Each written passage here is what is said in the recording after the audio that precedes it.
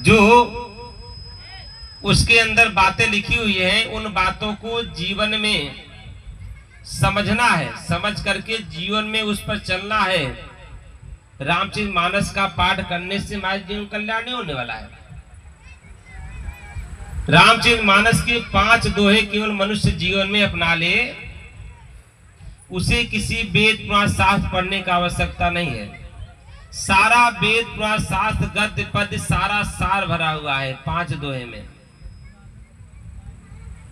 अब दोहा नंबर 2, अब दोहा नंबर 19 और 20, दोहा नंबर 25 और 45, इतने दोहे को आप रामचरितमानस के अंदर उठा करके पढ़कर देख लीजिएगा, सारा सार भरा हुआ है।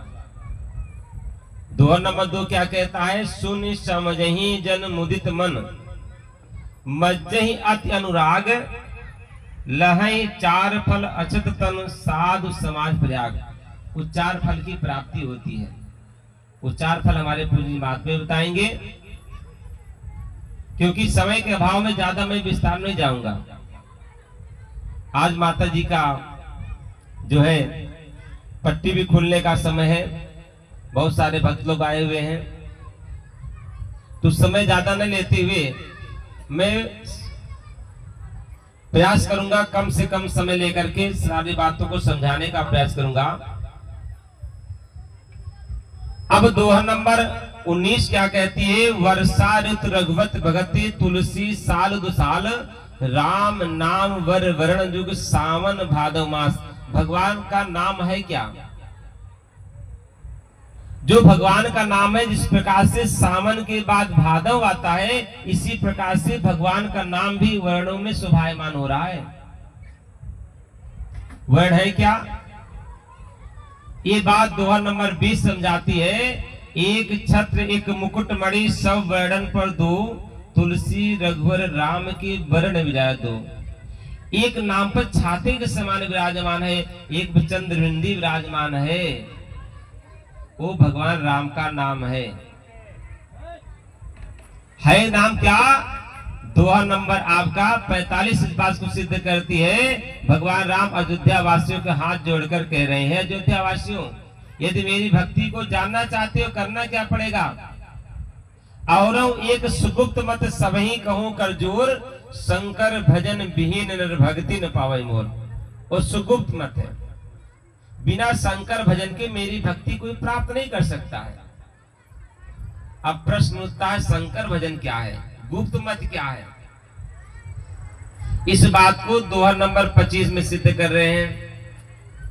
ब्रह्म राम ते नाम वरदायक वरदान, रामचरित सतकोट में लियो मैं जय जान। क्या कहते हैं? ब्रह्म से राम से बड़ा नाम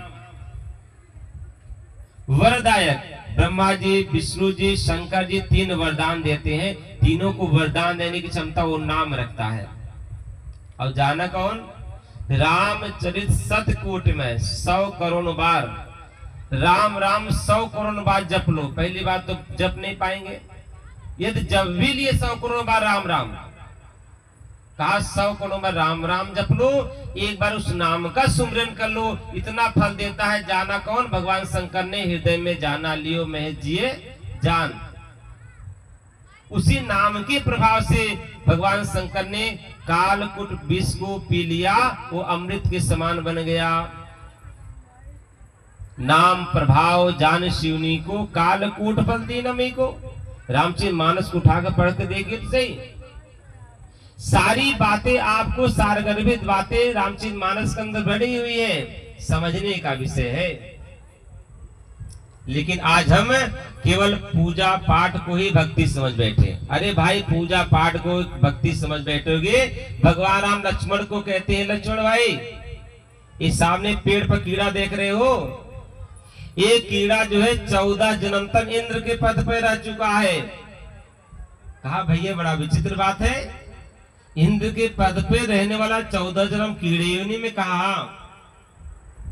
ये पूर्व जन्म में ब्राह्मण था, इसने खूब पूजा पाठ किया। अब पूजा पाठ करने करते करते और इतनी सारे शुभ कर्म करता था, दान पुण्य करता था, यज्ञ हवन करता, सारे कर्म करता था। जिसके कारण स्वर्ग की प्राप्ति से हो जाती है, स्वर्ग स्थापित होता था। कहा तब नरक इसे फिर कीड़े ने क्यों मिली? कहा इसने शास्त्रों की बात को नहीं माना, संतों की बात नहीं माना, इसने कभी संतों का संग नहीं किया।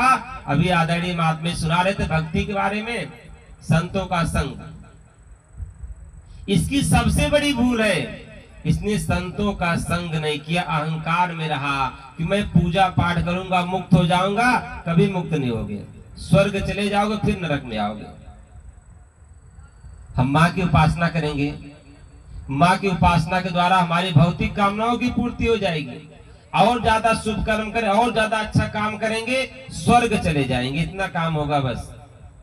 माँ स्वर्ग तक पहुंचा सकती, इसके आगे माँ नहीं पहुंचाएगी। यदि माँ स्वर्ग और आगे पहुंचाती तो माँ जो है अर्जुन को दर्शन देने के बाद मुक्त कर देती, भगवान श्री कृष्ण के पास कहती इनके शरण में जाओ, वही माँ कहती है। क्यों कह रही है ऐसे? वो माँ कहती है मानव तू भी जो है तत्दर्शी महापुरुष शरण में जाकर ज्ञान को प्राप्त कर। तो हमारे जीवन में इस प्रकार से भक्ति की प्राप्ति करना है। तो आइए एक